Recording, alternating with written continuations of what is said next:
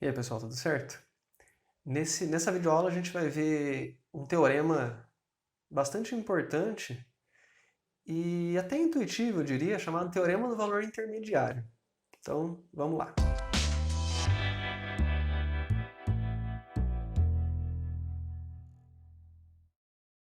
Então, vamos lá, gente. Esse teorema, eu diria que ele é intuitivo.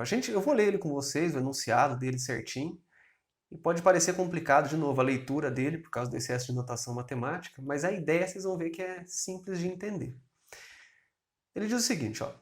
Suponha que f seja contínua em um intervalo AB e seja n um número qualquer entre f de A e f de B, com f de A diferente de f de B.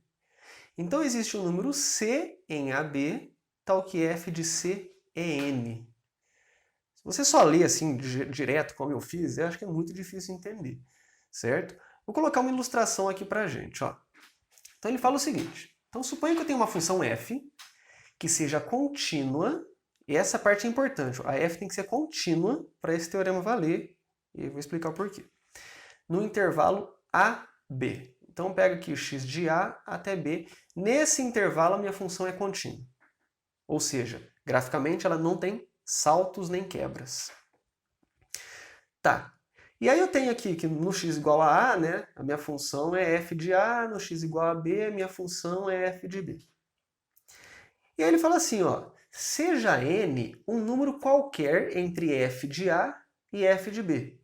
Então n é um número aqui nesse eixo y que está entre o f de A e o f de B, certo? Então tem um número entre esses dois valores. O que ele fala? Ele fala que, então, se uma função tem essa característica, existe um número c no intervalo AB, tal que o f de c é n. Basicamente, ó, a minha função ela tem que passar por esse ponto, AF de A, e passar pelo ponto BF de B. Se ela é contínua, eu vou desenhar aqui um exemplo, ó, seria esse aqui.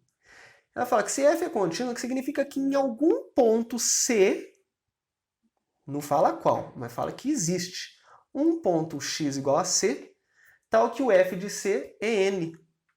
Então tem um ponto C lá, ó. De novo, ó, um ponto C, tal que o f de C vai ter que dar n. Por que eu falo que esse teorema é intuitivo?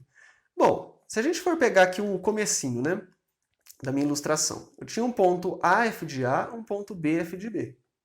E minha função é contínua. Se ela não tem salto, então não importa qual que é o formato, qual que é o desenho dela, mas para chegar desse ponto, AF de A, até o ponto BF de B, ela vai ter que passar por todos os y's entre f de A e f de B.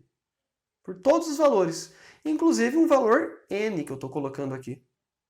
Coloquei o n aqui para cima, poderia ser mais para baixo, mas para cima não importa. Significa que a minha função vai cruzar esse y em algum valor c de x. Então o teorema é só afirmando que vai existir. Ele não fala qual é, e ele nem fala que é único, né? Pode ser que tenha função, olha lá, coloquei aqui uma outra. AF de A, BF de B, e a função pode cruzar esse n, esse y igual a n, em mais de um ponto, C1, C2, C3, por exemplo. Pode cruzar em vários, certo? Mas ela afirma que existe pelo menos um que tem essa característica, certo? Esse é o teorema do valor intermediário, aqui eu vou dar um exemplo de onde a gente pode usar ele. Mostre que entre 1 e 2 existe uma raiz da equação, e aí está ali, ó, 4x ao cubo menos 6x² mais 3x menos 2 igual a 0. Repare, 4x ao cubo menos 6² mais 3x menos 2, esquecendo igual a 0 por enquanto, eu posso falar que é uma função polinomial, né? Então vamos pensar nessa função aí. Por ser uma função polinomial, ela é contínua. Beleza? E eu quero mostrar que entre 1 e 2 existe uma raiz dessa equação. Vamos calcular o f de 1 e o f de 2. O f de 1 significa trocar todos os x aqui por 1. Então fica 4 vezes 1 ao cubo, menos 6 vezes 1 ao quadrado, mais 3 vezes 1, menos 2. Fazendo essa conta, a gente vai dar menos 1, que é um número negativo. Certo? Se eu calcular o f de 2, ou seja, troca todos os x por 2 aqui. 4 vezes 2 ao cubo, 6 vezes 2 ao quadrado, 3 vezes 2, menos 2. Fazendo essa conta vai dar 12, que é um número maior que zero. Então, basicamente, teria uma função assim, ó.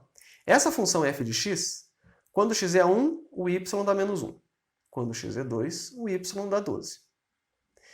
O gráfico dessa função tem que ir desse ponto aqui, 1 menos 1, até o ponto 2, 12. Ou seja, em algum momento ele vai ter que cruzar o eixo x. O eixo x é quando o y é zero, que seria essa igualdade aqui da minha função a zero. Certo? Seria uma coisa desse tipo, ó. O teorema do valor intermediário afirma pra gente. Vai ter pelo menos um número c, ó, de novo aqui, ó, bonitinho. Um número c entre 1 e 2, tal que o f de c dê zero. Esse c seria a nossa raiz.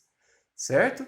Já que o f de 1 deu negativo e o f de 2 positivo, em algum momento ele tem que passar pelo zero o gráfico dessa função.